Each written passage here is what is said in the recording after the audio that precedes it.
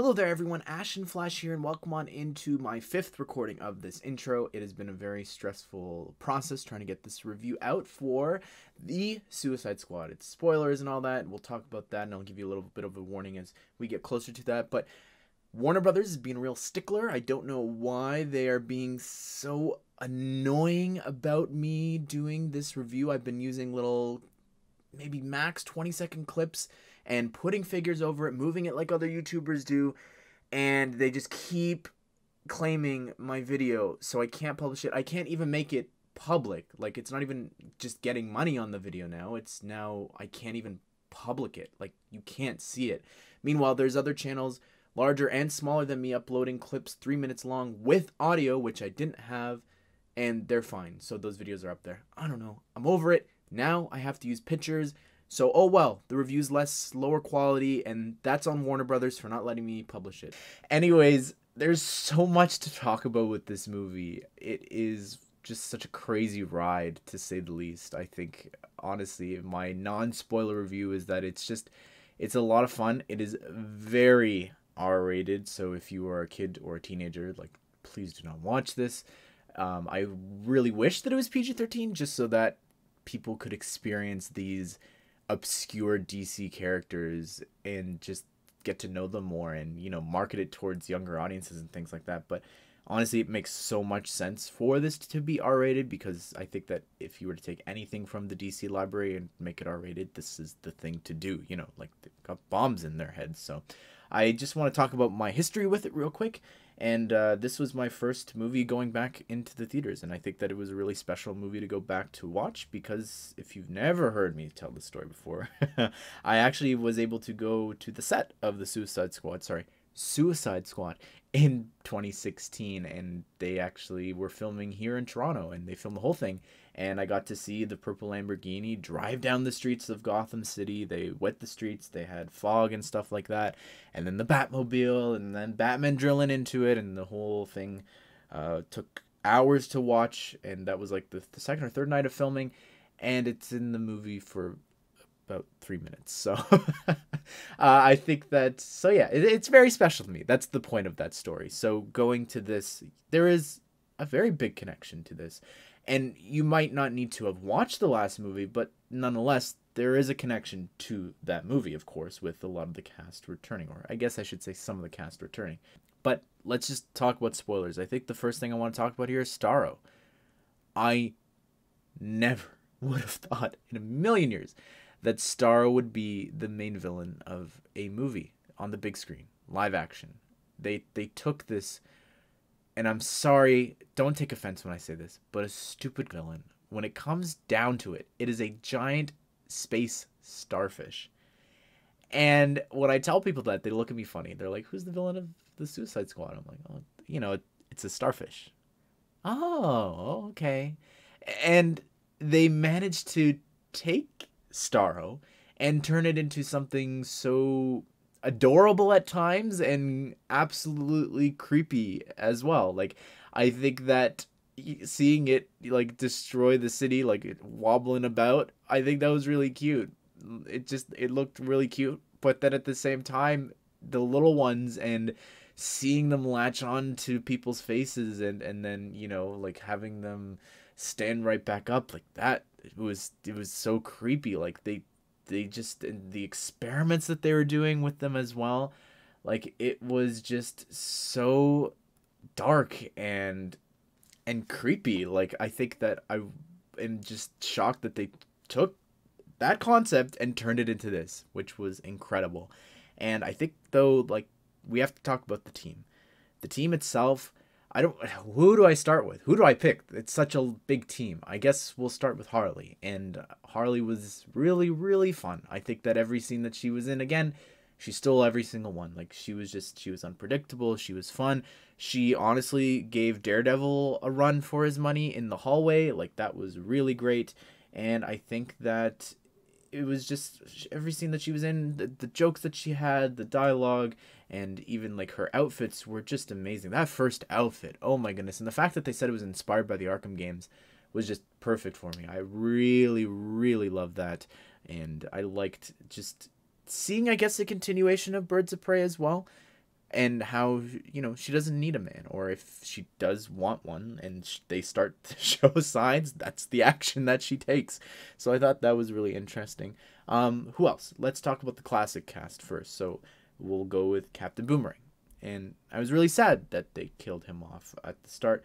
But I will say that one of my favorite things about this movie, and one of the things that I'm really sad about as well, was that they had this camaraderie, the three of them specifically, with Flag, Boomerang, and Harley, where they like were making fun of everyone else. Like, oh, look at the noobs, like they have no idea what they're in for. And I really loved that. Like, they were just so close, and I think that that was really interesting, as well as even looking at Waller's team, like how back in 2016 she sold the government on, we need this task force X to be in place in case like a superhero goes bad, or what if whatever.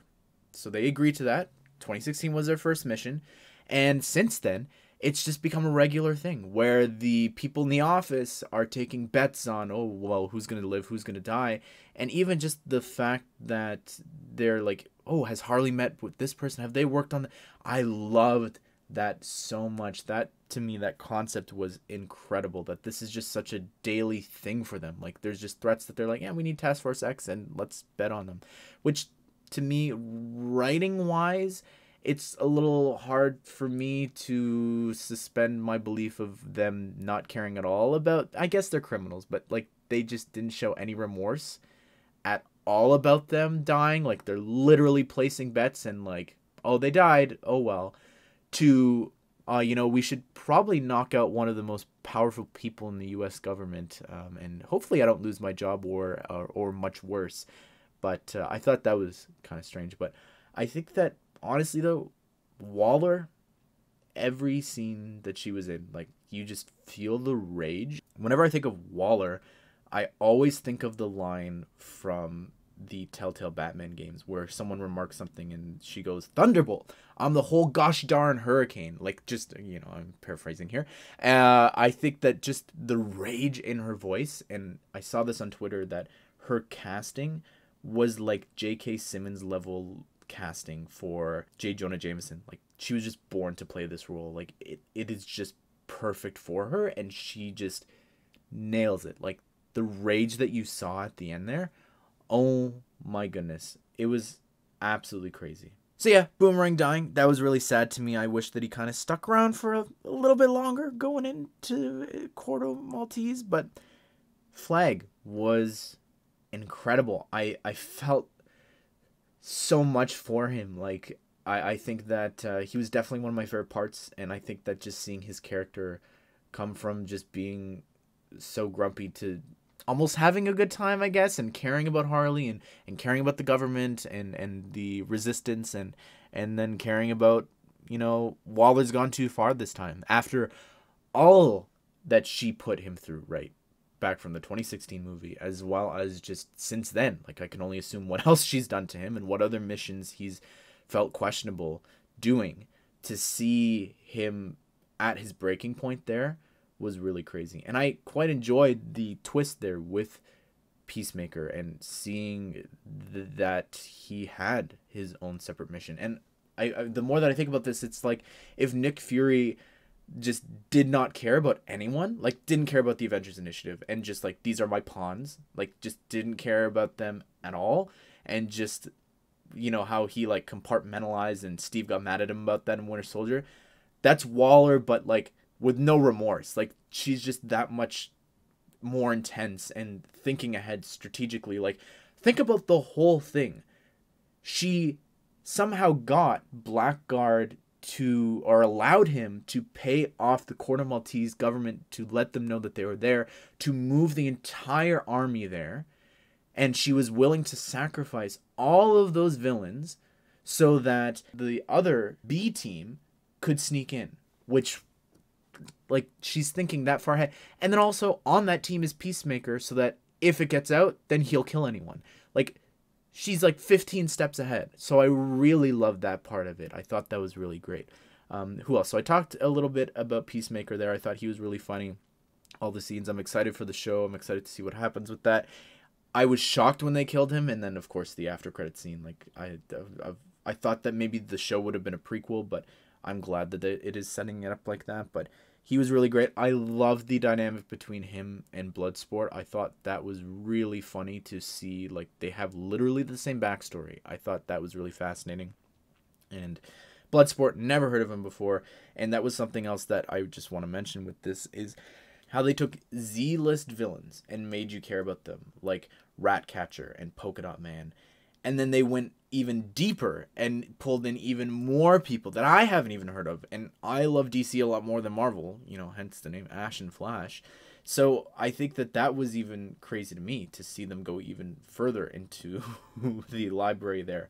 But with the people that I just mentioned there, with Ratcatcher, what a story, what a backstory, the emotion there, and just how she related to Bloodsport as well, like their story together I thought was really great.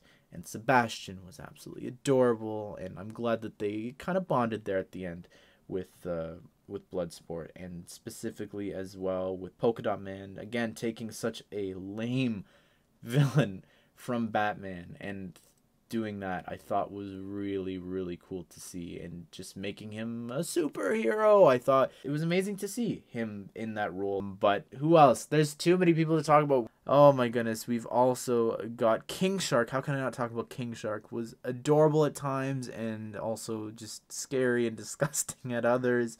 But he stole every single scene. I don't think that there was a single joke that he said or did that did not land. Like, it was really solid, and I think that I'm so glad that he survived. There's a few times that I got so worried about him, but it was really great because, you know, the killed Flag, like, that hit me hard as well, like seeing how far he's come, and I think that they did such a good job with that. And oh my goodness, I can't even imagine if they had killed off Harley. But who else? Everyone else was expendable. I think I knew that going in, and the trailers kind of give that away, even with, like, who's not around fighting Starro at the end in the trailers. So it was kind of obvious who does and doesn't make it. But really, really crazy ride. Oh, The Thinker. I gotta talk about The Thinker because I really love Peter Capaldi. He was actually my first Doctor from Doctor Who. I started watching the show because it was being added into Lego Dimensions, and I watched a couple of the shows and movies being brought into that. And he was the first Doctor that I really had any interaction with watching the show, and I loved him. He was really great and so funny, and to see him here play the villain, it was really interesting as well. And I just thought that it was cool to see another, like, obscure villain here being used in this way. I thought that was really great. Quickly, I want to talk about Lego. I feel like I've talked about this a lot. There's going to be another video coming out very soon about Lego and the Suicide Squad and how they were actually milking the debut of it online and how frustrating that is. But I think if I could pick a single set to be made, and I'm not saying from the Suicide Squad, which is something that a lot of people are not understanding when I made that last video talking about DC, I would love it if we could just get Starro in a set fighting the Justice League. Like, that would have been great to have an indirect tie-in like they did back in 2016 with those Batman sets. It would have been great to get Starro.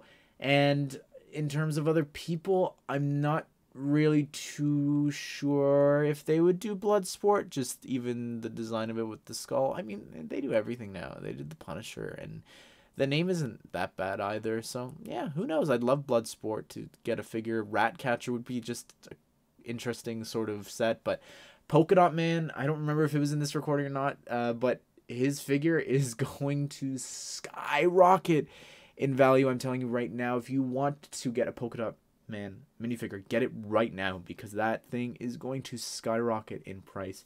And who knows, maybe they'll chuck him into a Batman set or something next year. I think that would be pretty interesting. But Waller would be great to get. Just a Task Force X set, like Batman versus Task Force X or something.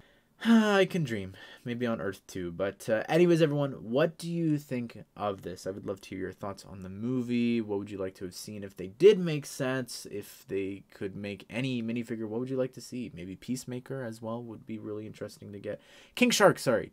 Should have mentioned that before. King Shark, Big Fig. It's got to happen. Please, soon.